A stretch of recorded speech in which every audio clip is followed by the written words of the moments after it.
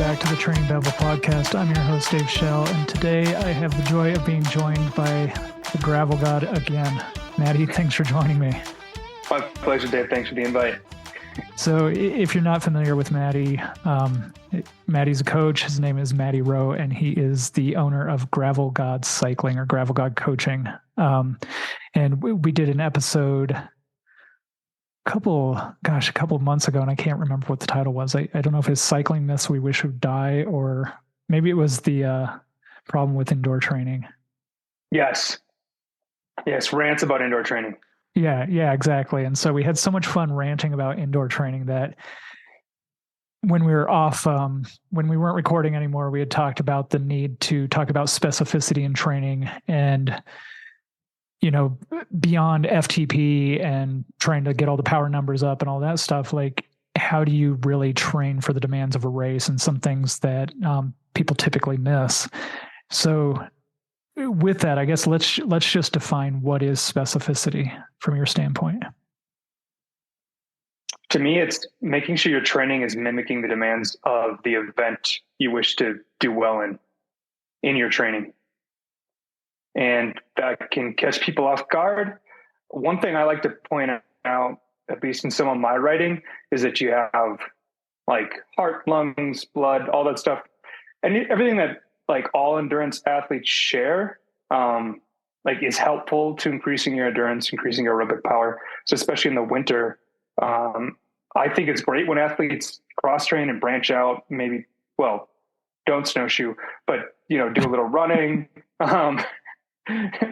cross country skiing, all the things that keep it fresh, maybe keep you from just being in your basement all season. And that, while it's not specific to riding your bike, if you do lots of volumes of other aerobic based training, it's not going to, it's not like you're bowling.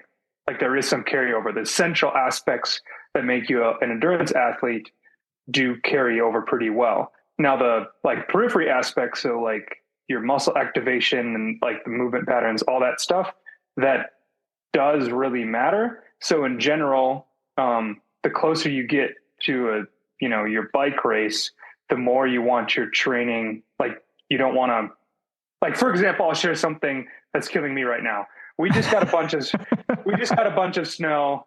I bought a season pass to Eldorado cross country ski. I haven't used it as much as I want, and the snow is great, but I have a really big race in 3 weeks. And I know the last thing I need is to go up and do more cross country skiing.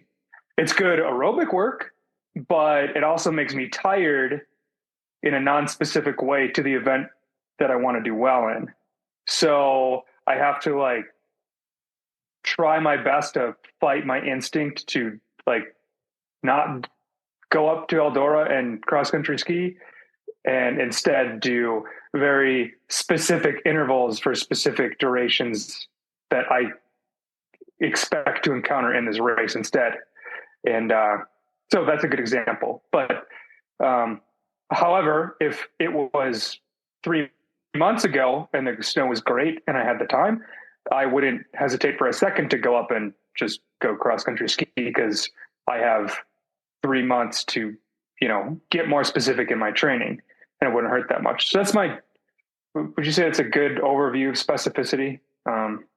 Yeah. And I think you just touched on a really important concept, is that when we talk about periodization, people, you can really get into the weeds defining periodization, and people have all these different schemes that they might use and stuff. But really at the very basis of periodization, it's do the least specific training further out from the race, do the most specific training closer to the race. And so, like you just said, when we're talking, I probably overly simplify this, but when I'm working with people, I kind of look at it 70 to 80% of the year is just building general fitness. And then the 20 to 30% of the year is making it specific to the demands of the event. And so, like you said with skiing, it's you could be skiing, you could be swimming, you could be running, you could be doing all these things, and it's contributing to general fitness. But once you get within a certain time window, and for me, I've always felt 3 months is kind of when I really want to start focusing on it, then we want to be specific. And some of the things that I harp on, and these are we're going to discuss all these, but I think just being on the bike that you're going to be using. So it's like if I'm coaching a time trialist or somebody that's going to be racing time trials, but they're doing all their workouts inside on their road bike, sitting straight up, like that's not going to transfer. Like all of a sudden you get out to do a race and you just don't have the power, your back's hurting, your neck's hurting, everything else. And so it's so important from all aspects to really like practice how, like train how you race how you train. Yeah.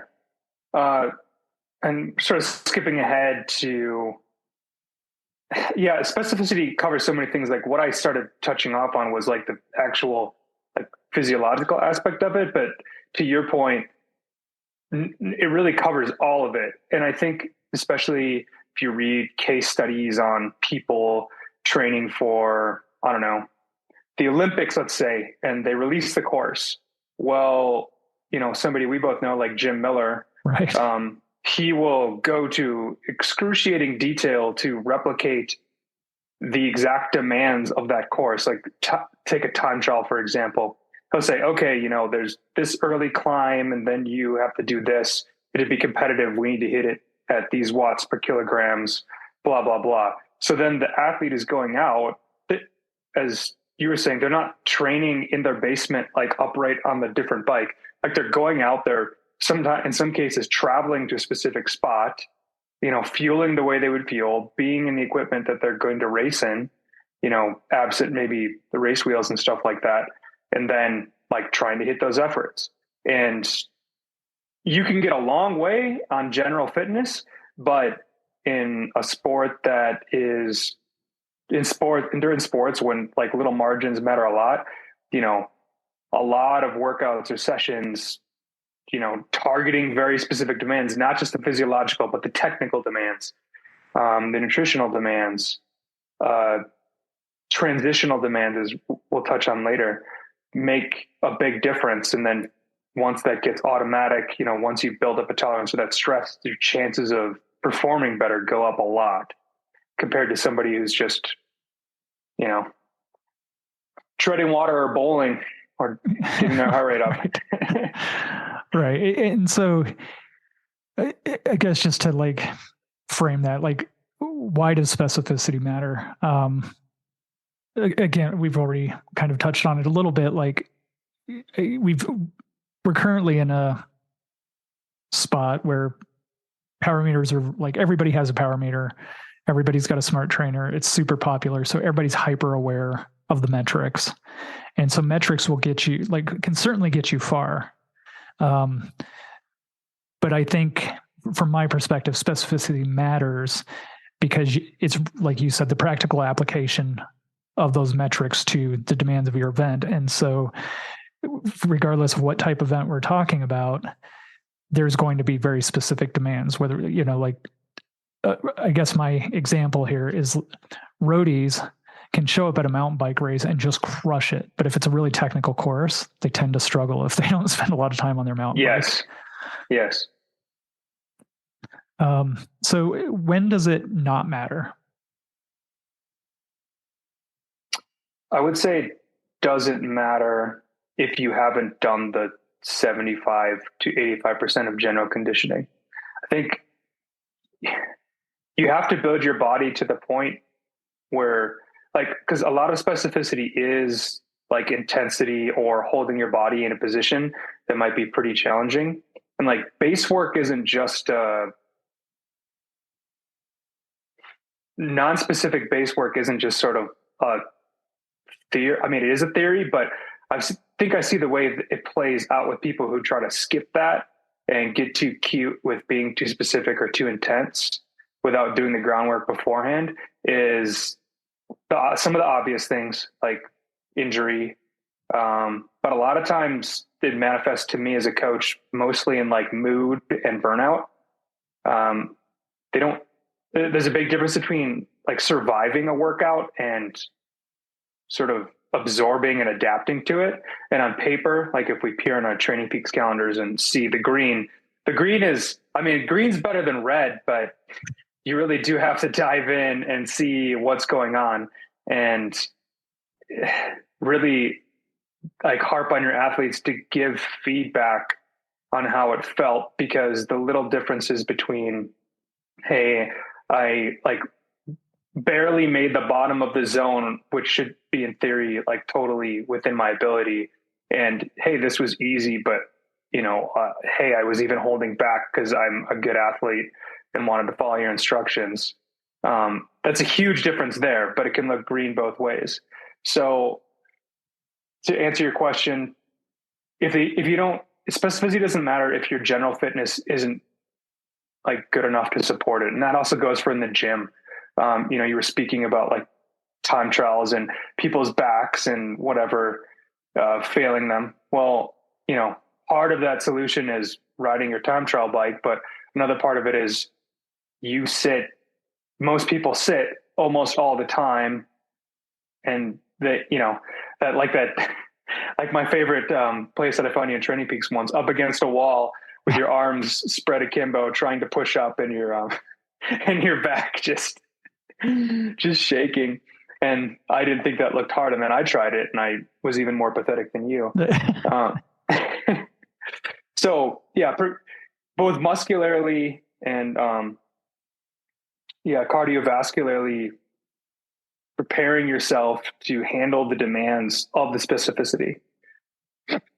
Yeah, and I'll just add, like I think one time it doesn't matter, and you can add to this, or correct me if you think I'm wrong, but I think in virtual racing, specificity doesn't like, and we see it. Like I think people can get away with a lot of stuff there because you're just not having to deal with wind and stuff like that, and so you're seeing people be successful. But I think of this one example. I think she was from Rose Beast Mode or something, and she was like racing like 6 watts per kilo, and everybody started accusing her of cheating, and they like came out with this big response, and like what it turned out to be is she was able to just like ride out of the saddle the entire time. She just figured out how to like put out another watt per kilo by standing the entire time, right? And then like, but that would never fly in the real world. That's an interesting strategy. Maybe I'll try it at my race. Yeah, exactly, right. And so I think that's where and I think that's where a lot of this has come from, is that people get super fit inside in the winter and then go to race and maybe have a shitty race, and it's because they didn't apply that fitness. Yes, I agree. So let's talk about like some of the ways you can be specific. And I feel like there's so many things, but I'll start with some of the things that I see. I already mentioned like riding the correct bike.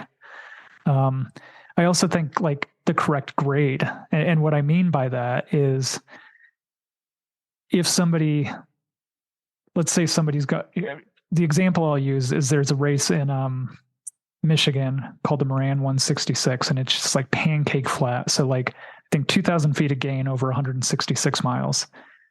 Wow. And we would be really hard pressed to find that here, right? But like as I was preparing for that, I went out of my way and tried to ride, just pedaled, lots and lots of pedaling without brakes, because I knew that I was going to be pedaling lots without brakes, versus some people might just like start riding up the canyons and like doing hill repeats and stuff like that. And what I've found is that grade matters and that we produce power a little bit differently. And so riding up a 6% grade and then coasting back down and doing that over and over again isn't the same as riding a 2% grade for 4 hours. Definitely not. Yeah. Changes the power application. And I think, as you're pointing out, you can do a 6-hour ride in the mountains, but if you actually look at pedaling time, it could be 4 hours. Right. And high torque, right? Like 60% of it's going to be really high torque and the other part's going to be coasting, versus just sitting on a gear for hours at 85 to 90 RPM. Yeah, riding in Florida really opened my eyes to that. It's astonishing how little elevation you can actually gain over a piece of land until you go to Florida and you realize you could go for a 60-mile ride and gain 400 feet, most of it over one freeway pass. Yeah. And it's just interminable. You're just like pedaling and pedaling and pedaling. And it slowly kind of adds up, because if you're doing more variable riding, those brakes definitely help.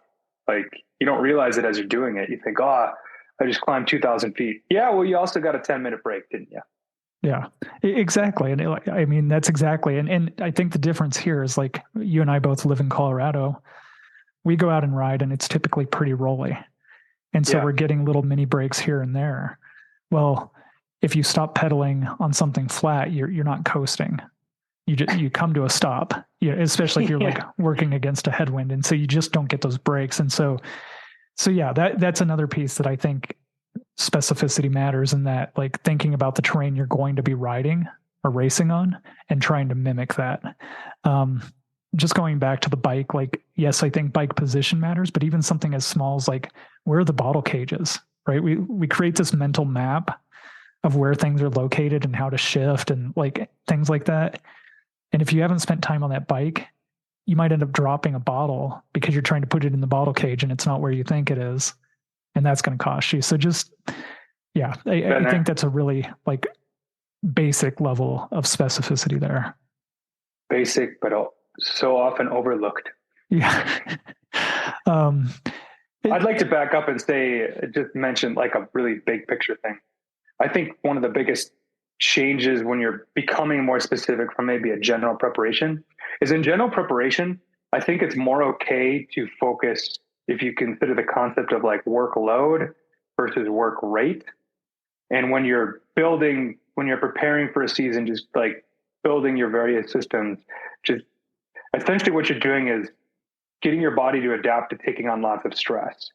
And that can look really impressive in terms of training hours or metrics. If you're familiar with CTL, I know you are, Dave, but I'm just saying people listening, CTL, stuff like that. And people can chase that blue line, and, that can be okay. You still want to like work in, you want to do overload, you want to work in rest, but you can generally like do a lot and you can get really strong, like super strong. You can do a century, without tapering forward, without too much preparation. You can do hard stuff. But I think as you're getting into like actually going fast, you have to, and this is very hard, but you have to switch your mentality to more like work rate focused. So like one thing that I'm in the midst of doing constantly, I'm slapping so many hands. I need to invest in what's it called? A cudgel? Something like that. A slapper, because I have lots of athletes who they've built up a beautiful workload, this great base that we can work off of for most of the season. And then I say, okay, if like your intervals that you're doing every week, if you're not hitting them, or like there's some weird mismatch heart rate to output, like we're going to have to take more rest. And a couple of things I've noticed, some people handle it well, of course, there's different responses, but some people, they don't. And so that tells me we need to take the workload down a little bit. You need to be able to hit these intervals. You're too tired. You're carrying too much fatigue, which of course, is this a fun conversation to have? No, because they feel like they're giving up all their hard work, and they're not giving, they're just like, maybe it means a day off or shortening a 2-hour ride to a 1-hour ride, stuff like that, like being very disciplined within the zones, especially on endurance days, focusing on work rate, and then seeing phenomenal results when they finally can let go of maintaining a super high CTL, through everything. And I'm nailing intervals now. And not only am I nailing intervals, but this is starting to feel like I feel so good when I'm doing it, because we've given up putting so much energy into just being able to do more and more and more. You can finish on that. Sometimes you can perform okay on that, but especially for events like criteriums or shorter stuff where it's where it's more like work rate limited versus like workload limited, more like an unbound, you really need to stop chasing CTL, stop chasing workload, and give your body a chance to both execute super hard workouts, which are hard and take a long time to recover from. Yeah. And just as you're talking about that, I think the way I've always looked at that is you have to sharpen at some point, right? And like you said, like you can get away with a blunt instrument at Unbound and stuff like that, because it's typically not going to come down to a sprint or like some move that like blows it wide open. there's going to be lots of moves over the course of the day, and it's really that staying power that's going to determine the winner versus a crit or a short mountain bike race or something like that. It's going to be a very decisive move that like creates a gap and people can't make it up. So yeah, I agree with that. And I do think, and I don't want to turn this into another CTL thing, but but I think it's important to talk about is like, I think that's what happened when Training Peaks started calling chronic training load fitness, is everybody wants their fitness to be higher. And so you never want that blue line to come down. But like you just said, it's like, it's okay. Like, I guess the way I've always looked at it, especially with coaching cyclocross, is we want to get that blue line as high as possible right before the season. And then 8 to 12 weeks, like really specific intensity going into the season. And that blue line's going to fall. But that doesn't mean that like you're not winning races. And then maybe like if it's a long season, we'll take a break halfway through that season and do an aerobic block, like 1 to 2 weeks again, just to like try to get the blue line up again and then finish out the season. But it's also good to take a break from the intensity for a little bit. And so, great point there. It's great marketing, but man, is it deceiving? Well, exactly. Right. It's how you interpret it. And I like, if you look at it at face value, but, so just to continue on our specificity thing, I think, like I mentioned, bikes, stuff like that. We mentioned time trial position. I think this whole conversation started between you and I when we were just talking about like not riding in the drops. So if you are going to do something like Unbound and you're doing all your training sitting upright, but you're going to go do this race where you like are going to be facing lots of wind and everything, and maybe you do have aero bars. If you don't, like if you're going to be riding in the drops a lot of time, you need to prepare for that also. So what are some other, like, let's use Unbound as an example. What are some other examples of specificity there that people might not be thinking about? Number one by far is dealing with thermal stress, heat for sure.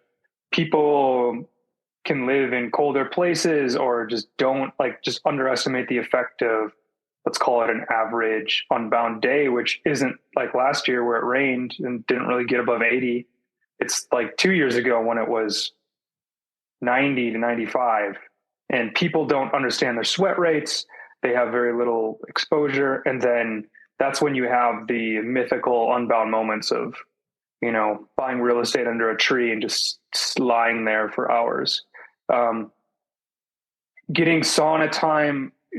I have this workout where I will have my athletes like finish the last 90 minutes without drinking and then wait a little bit and then gradually sip. Getting their sodium intake dialed. And in some cases that can be an extreme performance enhancer. So matching your nutritional and hydrational strategies to the weather that you're going to experience at the race. And, chiefly as we're transitioning from winter to, late spring to summer, heat is the biggest one. And it puts people back the most, catches them by surprise. They don't think about it, but it's just a huge limiter. And you have to train in weirdly specific ways, but that's one of those adaptations your body can fairly rapidly acquire in a very positive way.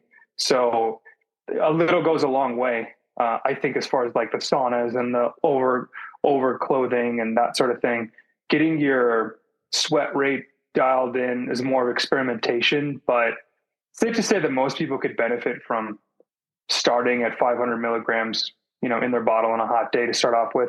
I go way over the top. What I figured out, for example, I kept cramping. When I first started doing gravel, my first one was Unbound, but then that year I did BWR California, and it was, I think it got to 100 during the day with high humidity. And I'm pretty sure I almost died, and I've never cramped so much in my life. When I finished, it looked like I had been taken and dumped in a vat of like salty solution and pulled back out. Like it was just, my entire bibs are just crusted. And I realized, hey, I'm probably a really heavy, salty sweater. So I take down 1,500 milligrams, in my water bottles for the first 3 or 4 hours. Mm. And ever since I've done that, never cramp, no catastrophic explosions, nothing like that. So I think, yeah, that's another, I would say that's probably one of the most important specific things you could do for Unbound, because it's not going to rain every year. Yeah, and like I said, you and I live in Colorado, and something I forget about each year is how we make this jump from winter to spring or winter to summer over like a week. And so right now is the perfect example. I think it snowed 2 days ago, and it's supposed to be 80 degrees on Tuesday. And so it's essentially a jump in like 40 degrees. And so we've had no preparation to like ease us into that. And it's something we forget about. And I hate when that happens to athletes at races. And so something I decided a couple of years ago, there's really no downside in doing like a heat acclimatization or heat acclimation. And so you might like, you're better off just doing it. Like there's no downside to it. And so if somebody, either you can do the sauna, like you mentioned, just overdressing on rides, especially if you're doing a lot of rides indoors on your more like zone 2 rides, maybe don't turn on the fan and like just sweat a shit ton. If you do have the sauna, I mentioned that. And then you can also just like in a bath, like take a hot bath up to your neck, start like 20 minutes and build up to 40 minutes over the course of like 7 to 10 days. And it happens really quickly, like you said. So that could be something you're doing in the run into something like Unbound in those last 10 to 14 days. Just don't do it when you have been out in 60 degrees after hiding from the sun for 6 months. And then the back of your legs are blisteringly sunburnt and you get in the bath and you have to like leap out because your skin can't take it. I tried that a couple of days ago. Yeah, if you could see Matti right now, he's quite red from his recent training camp in, I'm guessing, Arizona or New Mexico. No, just Fort Collins. Are you serious? Yeah. Wow. I've been hiding indoors, man. Yeah. Well, no, and me too, right? It's like it happens every year, and I like, especially when I was coaching runners, it's like all of a sudden I'd get emails from runners and they're like, oh, I feel like shit. I'm so slow. My heart rate's high. And it's like, and it takes like, I guess would be a caveat here is like, if your race is still pretty far away, then you maybe don't need to do these, whatever I'm talking about, imitation heat acclimatization. You can just like make an effort to ride in the heat of the day and really start to like ease yourself into it. But God, I want to say last year it was still pretty cold. Like it was maybe a month before June. And so it's like, I was just like having to, one, I would overdress on every ride. And two, I started doing the bathtub protocol just because I was terrified of going to Kansas. And then, like you said, it was overcast. It was a perfect day. Barely any wind. It was beautiful. I might go there for my vacation. Yeah. But better, like I said, no downside though, right? It probably still enhanced performance just by having extra plasma volume. Even somehow it seems to be one of those rare things in life without a huge trade-off the opposite direction. Yeah. Unless I would say don't do it if you're like also trying to do a lot of quality training, because that's going to have a huge impact. Yeah, definitely whacks you. And it's kind of funny. Like my son's learning how to swim, which is fun because I get to watch him simulated to be drowning. But I was going the other day and I went in and it's a very humid, hot area. And I went in and I was supposed to ride after. And I'm sitting there and I just felt myself just slowly going down. And inwardly I was calculating, like maybe I'll just turn it into a zone 2 ride. I just started like bargaining with myself. Maybe, I think I'm going to take a nap. Maybe I'll just start sleeping at 3:00. And then I got out into the regular air and it was, wow, I'm back to training. It's intervals are on the menu, baby. So yeah, it has a huge effect. And, talk about specificity in terms of heat and thermal regulation. This also counts when you're not on the bike. I see people at Unbound. I mean, the whole, what do they call it? The bazaar, not the bazaar, expo. Yeah, that's the word I'm searching for. It's fun to go to the expo. There's a lot to look at, but if it's super hot, you don't want to spend 4 or 5 hours, wandering around in 90-degree heat the day before Unbound and think that it's not going to affect you. You want to hide. Yeah. You want to get away from it because you just added a lot of stress to your No, body that, yeah, it's not going to dissipate. So, yeah. And I think it's hard with something like that. And I would say like Ironmans are the same way in that they create this very like party atmosphere. And so you do want to walk around and it's like all the vendors are out there and everybody's hanging out and like they've got food trucks and like all this stuff. And yeah, I mean, and you've traveled and you've done all this stuff, but it's like, I would say if performance, it's fun to experience, but if performance is your goal, you're almost better off being a hermit. Like get there, get your packet, go home, sit in the air conditioning, like pretty much. cool, and it's hard. Like it's hard when you've going for the first time, you want to participate in everything. You want to walk around and try one of everything. But if performance is your goal, I would recommend like, yeah, just like sticking to what you know and staying out of the heat. Yeah. Or get comfortable getting weird, buy an umbrella, Yeah. I love that. The umbrella hat. the umbrella shade. Yeah. Yeah. Another thing I wanted to mention in terms of specificity that I'll always try to drive home with athletes that I think is maybe a little bit more rare for people to address is logistical stress. I think a lot of people, because of metrics, things like watts per kilogram, they get really in their head and build this training utopia.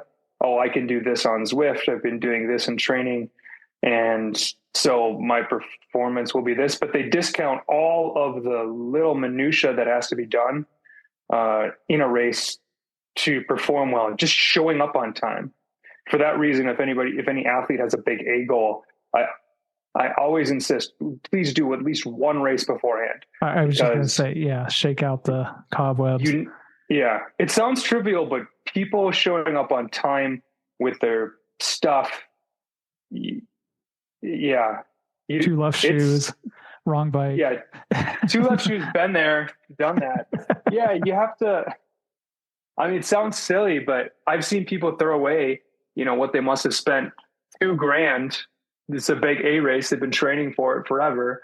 And then one little detail throws them off in a major way. And a lot of times it's because they just haven't done enough dress rehearsals. Racing is a skill, and part of that skill is mastering the logistics that support your ability to just get there so you have a chance to perform a representative effort for your fitness. Right. People just think, I'm fit. All I have to do is, I'm fit, I'll have a good result. Well, there's a lot that needs to happen. And a lot of it is just rinky dink stuff. For example, is my bike in good repair? Yeah, all that stuff. Yeah. And as you're talking about that, like one thing I was thinking about as I was preparing for this podcast was it really comes down to we are what we repeatedly do. Right. It's just habits. It's building good habits. And I think you're right. It's like we're rusty. You haven't raced in how many months. And so do you really want your your A race to be your first race? And so I think it's really important to have that lower priority race where you can make all the mistakes and remember like, oh, that's right. I like to pack this, or this upsets my stomach. Like, because we can do it all in training. We can practice nutrition in training. We can practice all this stuff in training, but you get in a race, you're just going a little bit harder. You're taking a little bit more risk, things like that. And then what was working in training maybe doesn't work in the race. And so it's good to realize that before your A race. Yeah. And I agree with you that we can replicate rather most things in training, but you don't necessarily know how you're going to feel when you're suddenly surrounded by hundreds of other people in this big vibe. And even that from I would say a mental specificity standpoint, boy, does the imposter syndrome hit people hard then. And I think that's something that often doesn't come up until you're there. And then a lot of athletes just feel like, I don't belong. And beyond wanting to absolutely strangle them, be like, what have we been doing for the past X months? What do you mean you don't belong? It's a thing, you always want assurances. You athletes always want guarantees. Um, Not that I always like to quote this person, but they were saying we as coaches we can't guarantee success, but we can increase the odds, Yeah. and that's a big part of it. And having having confidence in the work that you've done and not looking around too much and getting just deciding to take a backseat immediately because of whatever you see or because you have some self-limiting beliefs with zero strategies, mental strategies to deal with them. Yeah, and I think you just touched on another really important thing that I forgot to mention is not riding with people, right? Like, how important is that specificity if you've been doing all your training on Zwift over the I just winter and you experienced haven't had a that. group ride? I just experienced that so hard. It was, there were like 15 guys at this training camp I was at, and we were just doing a pace line of different routes. And the, it, it took me 2 days, 2 solid days to just feel cool, like not constantly like being jerky and wasting them. I probably, had 40 extra like mini accelerations like within a pace line that I wouldn't have had if I just touched my brakes in the correct way or was looking ahead more, and was like in the flow of people. It those little things matter a lot. Yeah. So let's talk about some other things for Unbound. So definitely, I think the group rides are important, and like you just said, like it's a shit ton of people. Like, it's crazy when you get on that line and realize how many people are all starting at once. It can Didn't be even a know bit how many people rode overwhelming. bikes. Yeah, exactly. Right. And so, like, you don't want your first time being in a big group to be during the race. And so definitely like seek out some of the local group rides, or there's one here that I keep meaning to jump on. Like, they're doing group rides for like Ned Gravel, and then there's also the gravel donkeys, or like, and so look in your area, find out, like, if you don't like, I don't have any friends, so I need to find other Same. groups that I can ride with. Right. And so if you don't have friends you can ride with, I'm sure there's a group or something, or even like doing a camp, I think can be really good, even if it's not necessarily for the fitness, just to go and like experience some of the terrain and be with riding with people you don't know. We talked about the heat. That definitely matters. I guess let's, like, we talked about the position a little bit, so I'm just going to like bring it back to this one more time. I rode with TT bars last year, and because of that, I put them on my bike like 2 months before and was spending as much time as possible getting used to when the wind hits me from the side, how's it navigating? When I'm like, can I be in the aero bars when I hit a soft patch of sand? Stuff like that. Like, I think that really matters. If you don't have the aero bars being in the drops, like, how can you be there comfortably for 2 hours? You know? So that sort of thing. What are some of the other things that you see? And how many times have you done Unbound now? Twice. Twice. So this will be your third? Yeah. Okay. So, Yeah. so what have you learned over those last two? To your point, mostly to your point, well, my first hard lesson was hydration and sodium. That was probably the closest I've ever been to a real ambulance incident for me. That was pretty eye-opening. But the lesson that I keep coming back to, and I actually need to talk to you in after hours about setting up a appointment about this, is just the technical comfort in going 28 miles an hour down rickety terrain in a pace line for a long period of time. It's, power is, having lots of fitness is nice. All this other stuff is great. Maximizing your aerodynamics is cool. All of it will help you, but this isn't a no draft race. Spending matches to get in a group that you can be in and contribute to means that you go faster with less energy in general. But you need to be comfortable enough to be close to the group. And while that's one thing on the road, at Unbound, that's definitely a skill. And I found myself climbing up, basically frogging from group to group to group. And I finally got up toward, closer to the sharp end, probably halfway in. And I eventually just had to back off because it was too stressful for me to ride in the group, with one lane, with dust in my eyes, barely being able to see. And I just thought I'm probably going to crash or take somebody else. I'd much rather just kind of buddy up with, one or two other people versus a conga line of 25. Because this is above my head. So I think at a race like Unbound, yeah, I mean, everybody's always talking about the fitness and little things, but especially in off-road racing, the technical aspect is such a huge performance driver. It's funny, so most people on my team are much younger. I'm officially the dad of Team Rio. At roughly 35 years old, 36. And so I always learn all these new terms.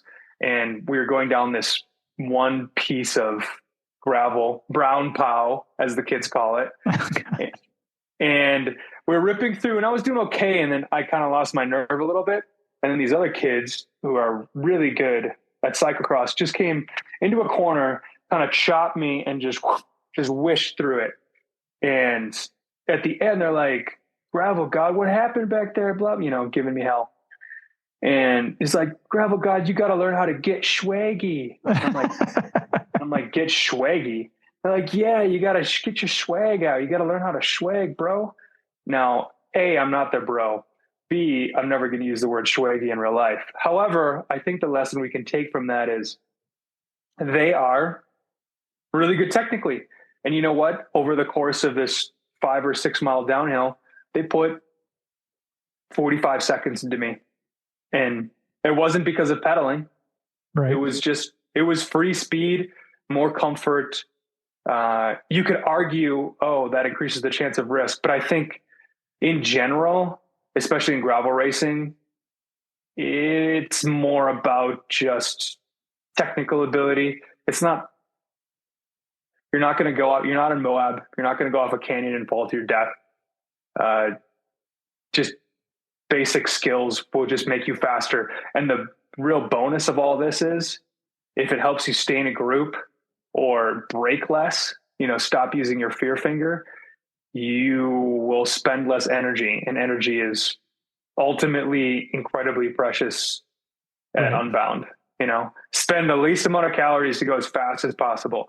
Well, you're sure making your life harder if you're death gripping the brakes constantly or constantly getting spit out of groups because you can't comfortably just take a little draft. Right. And I'll add to that too, like having the skills a lot of times, and this isn't happening at the pointy end, I'm sure not like nearly as much, but in the mid pack and beyond, all of a sudden with those water bars, you'll have like huge, bottlenecks because everybody freaks out and has no idea how to ride through that stuff or whatever. And so it's like, if you have those skills, you can pick a line and pass 30 people in a go, as long if you can stay on your bike while everybody's hiking through water and stuff like that. And so, yeah, I think in my experience with off-road cycling and probably on-road cycling too, it's we all have our limits. And when we're racing, we want to be right at the edge of the limits. But like you said with gravel, if you have good foundation and good fundamentals, then really you can push it quite a bit. The only time you're really risking it is maybe in some really loose corners and stuff like that at high speeds. But for the most part, like you said, going down a flat that's really rutted out and stuff. Yeah. If you have good fundamentals, you can bomb that pretty confidently. And it adds up, right? It's if you're getting 20 seconds here and 20 seconds there, if you're having to pedal really hard to catch back onto that group every time, you're going to blow up eventually. I mean, it's the math on that is just insane. If you're gaining, let's keep a conservative estimate. You gain 5 seconds every rolling hill because you're just bombing it, not death gripping. How many rolling hills are there in Unbound? Yeah. Infinite. There are infinite hills. Yeah, that's a lot of time.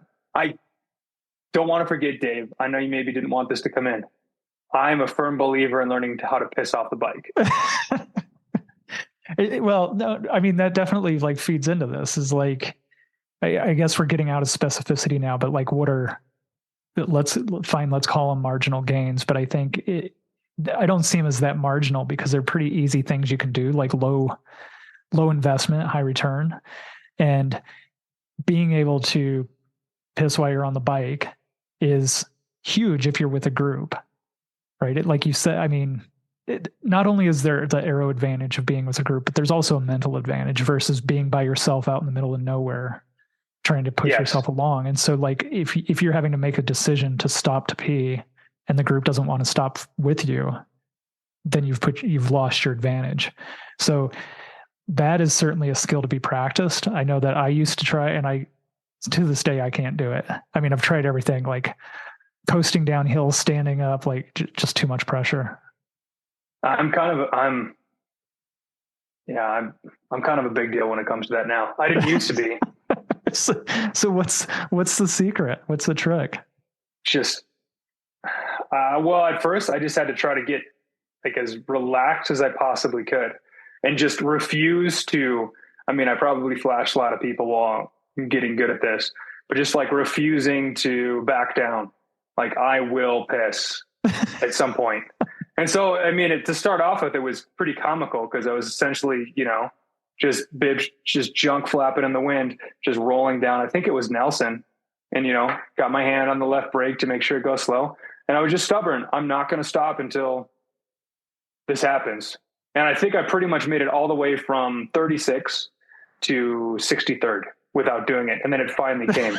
But then it was like a muscle, and it got easier and easier and easier. And now I'm at the point where at Unbound last year, I didn't stop once to pee. And I probably peed 4 times. And it was very simple. I would just wait till I was starting to go down a fairly tame downhill. And then I'd whip it out. And by the time I needed to start pedaling again, back in, ready to rock out. And it sounds stupid, but here's some basic logic for you.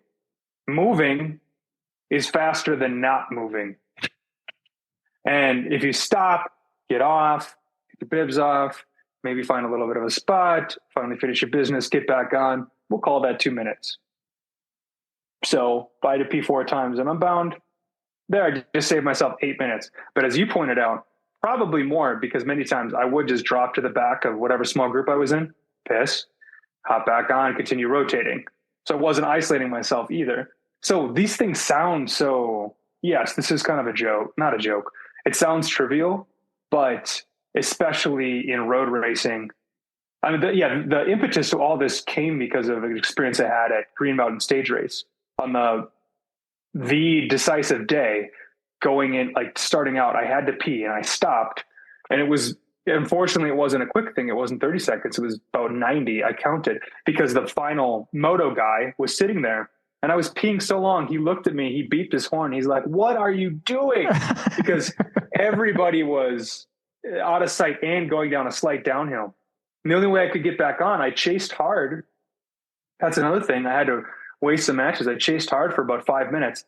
And then the moto guy came up alongside me and he gave me a little wink and he went like this. And I hopped on the back of his wheel and he pulled me at about 55 miles an hour down this slight downhill for 5 minutes, and then I caught back on. That's not always going to happen, though. Right. Well, I mean, I don't think it's trivial at all. I mean, it definitely makes a huge difference, especially if you're like going for a result at a race. And I mean, like the example I'll bring up here, was it Steamboat Gravel last year? That was like all the drama on social media because people were in a group and 2 people wanted to stop and 2 other people didn't want to stop. And and so, it's like typically like if you're in a group, like it does have to be a group decision about when you're going to stop and stuff like that. And so if you make a unilateral decision, then you're also probably going to be riding unilaterally for a good portion of the race. Yeah. It's nice not to have to rely on the goodwill of the gravel community to make a decision that could have a huge impact on placement. Yeah. Yeah. So So pissing was probably the most important thing here. And I just want to go back to you said it took practice. And so it just goes back to what I said. It's all about like, we are what we repeatedly do. Right. And so if you want to get good at pissing off the bike, you got to practice. You just got to practice pissing off the bike. Yep. So, yeah. And risk being incarcerated, being picked up by the cops. Yeah. Yeah. Organic intervals. I just have to say that the roads he's talking about, Nelson, goes by a couple of schools. So I probably wouldn't recommend like riding by schools with your junk hanging out, but maybe some county roads or something would be a better place to practice. Let's just say I'm not allowed within a mile of those schools anymore. And for good reason. So what other things, what have we missed? As far as, well, we didn't talk about what bad specificity application looks like. I think that can be a big one. Yeah, and go ahead. I just want to mention this one because, like, yeah, you're talking about application, but you started off by talking about Jim and how he'll go and like look at the course and like have it down and like create a workout that perfectly mimics the course and stuff like that. But in which I used to try to do, but I've been screwed multiple times by Ride with GPS or something where the grades, you just can't pick everything up by a GPX route or by reading about it. Right. And like the advantage that Jim had, he would actually fly there and be there and experience it versus small advantage. So I'm just curious where you stand. I know you said that your coach has you doing some specific efforts because like your chances are you're going to experience these efforts over the course of the race. Jim takes it to a point where it's like, this is the race, like laid out interval by interval. So between the spectrum of zero specificity and flying to the race venue and laying out the race interval by interval, where do you fall on that spectrum? I fall more in the middle. And I used to be far more on the gym side, so more specificity as much as possible. But one thing that sort of opened my eyes the past couple of years, but within my own performances, teammates' performances, athlete performances, is you have to have some faith in the human body to rise to the occasion on the day of. And there's a sort of a pitfall to specificity, which is trying to, you can't really replicate like that ability too much. Your body only has so many of those, like going above and beyond every year. And you really do want to reserve that for the event and not leave that in training. So an easy, obvious example is Unbound. I don't think it would be wise training to do a Unbound full gas simulation and consider that good training. I just don't think it's good training. I think it's too, for almost anybody who's not doing, training 30 or 40 hours a week. I think it's just too much stress and, right adaptations in a Goldilocks zone. You sit on the couch, you get less fit. You break yourself, you get less fit. And that's why we split up intervals. That's why we don't train only one day a week, because we give our body the chance to recover. So I think it's far more productive weekend, for example, to do a 3-day block rather than one 10-hour ride really hard. But also, and this is more of a subjective thing, but like back to the sort of training faith thing, I think you want to try to do some specificity. So for example, an Unbound simulation ride, you would probably do a couple hard intervals to start, just like you'd have at the start, because you want to get in a good group. You probably want to do, plenty of time up and around sweet spot. And you also want to spend a lot of time in the drops, making sure that you can comfortably maintain that hip angle, because you're just going to go a lot faster if you can get more aero. But, so that's good specificity, maybe it's a 5-6 hour ride. But you don't want to go so far that you absolutely crack yourself, and then you can't do anything for 2 or 3 days. all because you have this insecurity about the process that you feel like you need to do this, 3 times a year effort that you can only really do 3 times a year in order to be prepared. You need to believe in yourself more. And I think athletes who are in that Goldilocks zone and are really nailing it, they can perform. You wouldn't necessarily look at their Training Peaks calendar and look at their workouts and say, yeah, like this definitely guarantees they'll have an amazing performance. I think they in general do like pretty consistent good work, the fundamentals. They mostly know what they have to do, but mentally and physically, they sort of reserve a big space to go to the race and then smash it. And especially in a data-driven world, all the things we can simulate, I think a lot of athletes they don't want probabilities to increase, they want guarantees.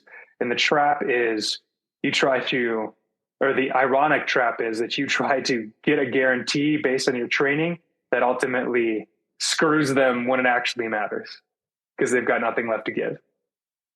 Yeah. So I want to add on to that because there's a couple things there. First, I agree. Like, I think you can be too specific. And I think there's kind of two sides to that coin here. First, like you said, like if you're doing something really long and stressful, like Unbound, like, do you need to ride the distance? Do you need to ride that intensity? Probably not. Like you can break it up, like you said. I am a fan of like riding the duration. And so that might mean if you're planning, or at least close to it, right? Like I did 14 hours last year. And so I think my longest ride was probably like 7 or 8 hours, like 7 or 8 one day and maybe 5 or 6 the next or something like that. And for me, that's really about just like getting used to how's my ass going to feel after being in the saddle for that long? How's my neck going to feel? How is, what's my stomach going to do? Like things like that. So yeah, for really long races, I think, like you said, it can just be too stressful to try to replicate that race in its entirety. The other part of it that I'm not a fan of is that, like you said, you create this version of the race and get all these things in your head. And then all of a sudden you get out there and it's like, maybe it's a little bit windier, maybe it's a little bit hotter, maybe it's a little bit rockier or something. And it's not what you've prepared yourself for. And now you're like, you can't handle it. And so I'm like a little bit of a fan of like going in blind, and kind of back to the whole ride with GPS thing, right? It's like, I've told athletes this, like, yeah, it's good to like pre-ride the course and stuff like that. But if you're riding it 2 months ahead of time, and then you get there and all of a sudden it's rained or it's a lot more dry and dusty, like the terrain's just not the same anymore. And so you're not any more prepared than you would have been. So it's like, just pick out a few key sections if you want to experience those. But yeah, I think you can just set yourself up for like disappointment if you have this version of the race in your head and it doesn't meet your expectations on the day. I love that idea. You're saying you have to embrace uncertainty. Yeah. That's racing, right? And it's like, and that's, I just did a podcast talking about like some of the most successful athletes are the ones that like figure out how to get it done, can deal with adversity and overcome it. And that's, for these really long races, that's part of it. It's like, you're going to have mechanicals, you're going to have stuff that like, how do you move past it and keep moving forward? And so, yeah, I just think it's good to be a little bit on edge and like ready for what's coming at you versus too relaxed, thinking that you've already done it. Absolutely. As you point out, that's why you sign up.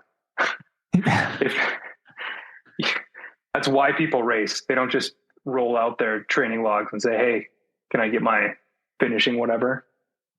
And that's the exciting part too. And it's also the chance for you to grow. I mean, I grew a lot the first time I did Unbound, that's for sure.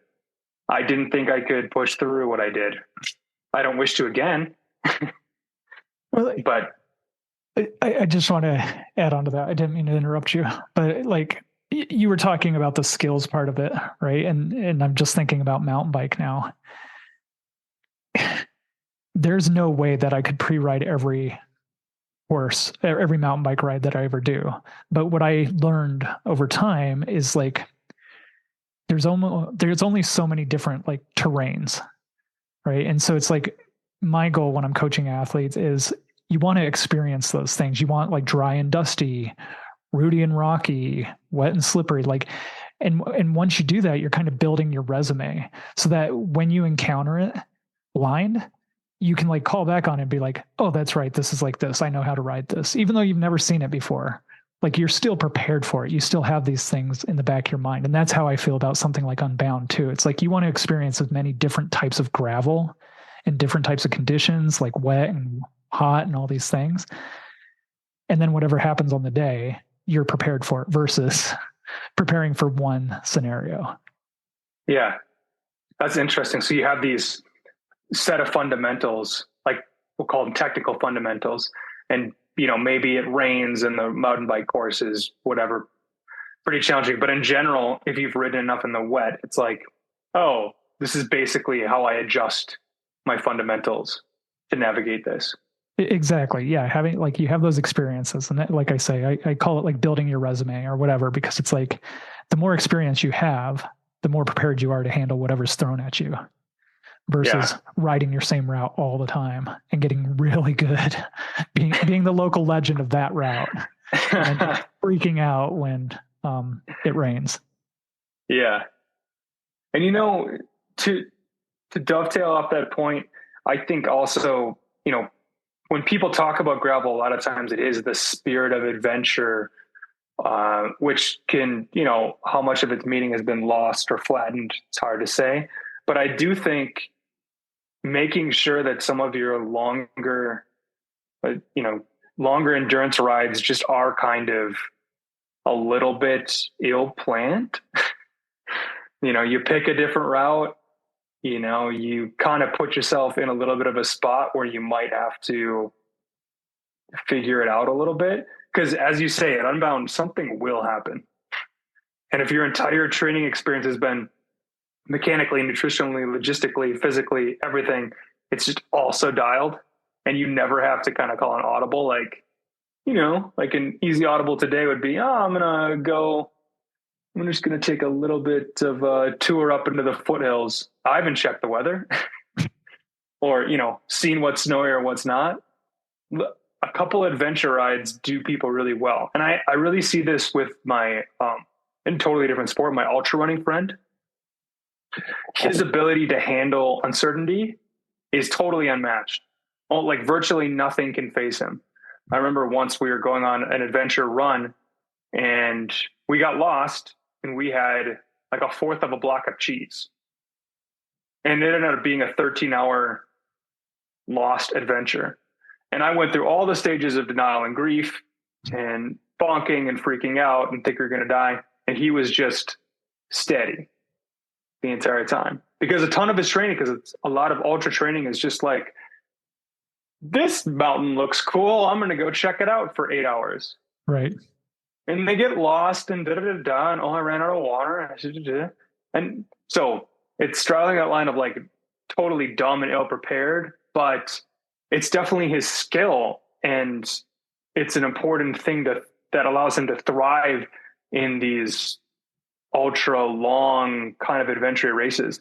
And a lot of gravel races want to bake that in, and it is baked in, to the experience. So that's not really something to be underestimated. I'm struggling to think of a good way to prescribe that necessarily without just say, be dumb today and, don't wear enough clothing or wear too much. Don't bring any food. Don't, stuff like that. Well, and I think, I don't know that you can be like, you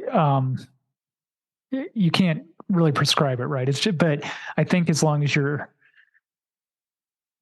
encouraging like those adventure rides, I love calling it that. That's a great way to say it. Is like, go like check out new routes. Like there's a site called Gravel Maps. There's another one I found. I can't remember what it's called right now. There's another one called Gravel Bike Adventures. It's like, just like go ride a route you've never done before. And you want to go prepared for it, but chances are something's going to happen. I mean, I've run out of water lots of times. And like I did a route last year and on the map, it looked like a great route. And all of a sudden I'm like 6 hours in and having to hike my bike down because there was no way, like it was hard to hike down it, and like ran out of water. And finally, like after having no water for 2 hours, like found a spot to like fill up a bottle and like, just having those adventures. Like it doesn't need to be, God, I can't think of the word right now, but you don't need to force it, I guess. So Yeah. let's finish up. You were going to talk about bad application of specificity, and we kind of went on that tangent of the like replicating the race. And so, what are some other examples of that? I think trying any sort of new to novel training stimulus very close is an obvious one, but I see it constantly. People that people do really well and they're very consistent. They nail the fundamentals all the way up, and then a couple of weeks before they start to realize this is going to happen. I'm going to show up. I'm not exactly where I want to be. I need guarantees. And then all of a sudden you start seeing, sometimes I'll see like 3 days in a row of VO2, or sudden announcements that they're radically changing their diet, or they're switching bikes, or, hey, I tried the 6 weight training routine to get more pop, or tires, or a new bike fit. Like, oh, I've been riding the bike in this condition for the last 9 months. We're 4 weeks out. I went ahead and got a bike fit, and they changed everything. Radical Hail Marys at the death. And they almost always pay for it. Yeah. Yeah. Yeah. And I agree with that 100%. And I call it fear-based training, right? Where it's like all of a sudden you get to that point, and like you said, you can look back at your training peaks, and you like, part of training is having the confidence that you've put in the work, and now like it's just time to go out there and execute. Now, if you've been missing a lot of workouts and stuff like that, that might be a different story. But it's like you do have to have faith, and people do, especially if you start to taper, and all of a sudden you start getting flat, heavy legs, and you feel like you're pedaling through molasses, and like people's tendency is to test it, and to like on every ride they want to make sure that they're still fit, they're still fast, and you end up like leaving the race out there on the course. And so yeah, I think those last 3 to 4 weeks are when people, because your training load starts to come down, maybe you have more time on your hands, like more energy to start worrying about other things. And so all of a sudden, like people just, it's almost like busy work, like coming up with things to derail themselves. Yeah. And I also think it's like the athletes that I see do best sort of a build to taper period. I would say more of a taper period, like final preparation phase. They probably have more things going on than just their sport. And I mean, things that they enjoy. Because as you say, you tend to get a few hours back, and that can go badly, especially like from 2 perspectives. One, if your sport is the only thing you really fill your time with. And 2, if it's also the only, lots of people tend to ride as their only coping mechanism for life. And it's like the same issue with, I can only eat if I train. It's like, oh no, you actually need to eat, like regardless of your training, not negotiable. But then you get yourself in this spiral where, you're training because you want to eat, but then you're getting more tired. So you're eating more, and then you're training more. And like you're not actually training anymore. You're just like creating a deficit and and you're screwing yourself and you're ruining your taper. And same thing with the stress aspect. Okay, like this stresses you out, so you need to ride for it, but it's also like probably not addressing the root of the problem, just the symptom, or like preventing you from like getting another strategy to deal with it. And it's also in many cases, as you say, often combined with I not only ride to deal with stress, but I also have to always be searching for answers in my rides. So then you're adding even more stress. So now it's not even just dissipating the stress, it's adding to the stress. And then if that goes badly, then there's even more stress. Right. So yeah. Yeah, I think the taper is the easiest time I have coaching people is probably the build, because it's a lot and they can go hard. And Yeah, exactly. Right. Yeah. You're right. The prep stage, it's like, it's about being patient. Yeah. And people want all the sexy work. I think it's really hard to, and again, we're going off on a tangent, but like if somebody just hires you and they've never worked with a coach before, they're all excited to work with a coach. And then it's like, okay, where's all these like super sexy workouts? Yeah. They'll come eventually, but yeah, that can be hard. Yeah. Any other examples of bad application of specificity? I think I'm out. All right. Other than what I mentioned at the start, a lot of athletes have a lot of interests, but this is what my coach says, so credit to Nate. It's important to know yourself and what you actually want. So every year I beat the same drum and I say, God damn it, why didn't I start doing more specific stuff in January, like a good roadie boy, and do my specific intervals and almost always ride?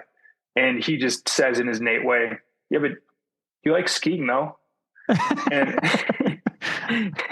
that's so Nate. And it's so true. And he's like, and he says, Matti, like every year, you say this every year, like you always regret when it comes down to game time. Oh, I wish I would have done more specific stuff. But when it's January and it's the 14th day in a row riding in your basement, you say, for the love of God and all that's holy, I need to go ski and get out of this house. Yeah. And you do, and you're happier for it. So like, if you want to be really fast, it's probable that, more specificity will probably aid you with, within a reasonable degree. But no matter how much of a cyborg you feel like you are, you also sometimes have to really like get in front of a mirror, like look at yourself and look at what you want to do and notice that. Like, what are you doing? What do you like doing? Yeah. And incorporate that into your approach, because you're a human being, and training can be fun. It can be type 1 fun. A lot of times it's type 2. It's okay. And I think in particular, and you could probably agree with this, but like triathletes in particular, there's so much type 2 to what they do. It's never like I love swimming so much or necessarily love running or biking so much. It's I want to be fast. And it's okay to want to enjoy what you're doing sometimes. And I think in general, athletes that can find ways to have a training process that they actually enjoy will perform better and stick in it for the long run. Sometimes you do need to knuckle down, no question, if you want to be fast. And sometimes the work really is hard and sucks by like definition. But yeah, it's okay. It's okay to smile. Yeah, no, I agree with that 100%. And it's like I said, I just did a podcast recently, and that was a lot of what we talked about. Is like goals matching, like a mismatch between goals and reality, and what you say you want versus what you actually want. And it's okay, right? Like you said, it's like you're not getting paid to ride bikes, and so sometimes we have to like make that decision. And it's a conversation I have with athletes a lot. It's like, what are you willing to sacrifice for this? And nobody can answer that for you. Like everybody has their line. And I mean, just as an example, my kind of threshold for riding in cold goes up a few degrees every year older I get, like when I was in my 20s, I was like, yeah, I had no problem riding in like 20 degrees and like would tough it out. And, and now I'm like, oh, it's less than 60. No, that's an indoor day. It's not that extreme, but it is it can be. And I think the other thing you mentioned too is super important. We're not machines, and motivation is such a huge part of this. And I always tell athletes, like, I would rather have somebody a little undertrained, but excited to ride their bike than super fit and just like burned out. Oh, yeah, every time. Right. Yeah. And so I think it's important to have breaks, and especially like it can be a long winter, and so whatever keeps you excited through a long season. I mean, you started in November, and you're probably going to be going till like September, October. It's like, so whatever can keep you excited to ride your bike for 10 months a year, like take advantage. Find it. Yeah. A week off the bike isn't going to hurt you probably. So yeah. Taking a trip with your significant other mid-season and late season is okay. Exactly. And I recommend it. I just had a bunch of athletes, they just did their first big race of the season. And it's like I always tell people, okay, now like this next week, just like take a mental break, do whatever you want, ride your bike, don't ride your bike. I don't care. Like you just need a mental break so that you can be excited for the next 6 months. Yeah. Yeah. Unfortunately it's hard there's no like excitement power meter. But if there was, well, I think there is, right? Don't you think there is like the colored workouts and Training Peaks? Like, if you're seeing a bunch of red workouts, or if people aren't leaving comments, or like that to me is like the indicator of like the stoke meter is starting to get low and it's time to take a break. That's part of it for me, but I think you can get somebody who has been doing it a long time, or like triathletes in particular, they can get like have an almost work relationship to it. So it's not like, how do I feel? It's like I'm clocking in, I'm clocking out, which guarantees X. And that's hard to see, right? Yeah, that's true. Yeah. But I think there are ways to, like, I guess for me, like the way I see it is in comments, in language, stuff like that. When people tell me, and I don't know if you ever use metrics in Training Peaks, but like keeping a tab on motivation. And yeah, it's okay. Like every now and then to be demotivated or whatever is okay. But if I'm seeing it like 2 or 3 days in a row, like something's up. And so like, I just always have that like clock running in my head as far as where I think people might be and try to stay ahead of it. But yeah, I always say, like, if it starts feeling like a chore, it's time to reevaluate. If you're to the point where you have a workout on the calendar and the type 2 part of you is like, yeah, I'll do it, but you keep like procrastinating, you put your bibs on, you take your bibs off, anything like that, just stay home. Yeah, right. Like you're not in it anyway. You're not mentally in that workout anyway, so you're better off probably just like recuperating that day. So yeah. Anyway, so many tangents all the time. Thank you again for taking the time to be on this again, and I'm sure we'll come up with some more topics down the road if you're game. My pleasure. Looking forward to the next time. All right, man. Take care.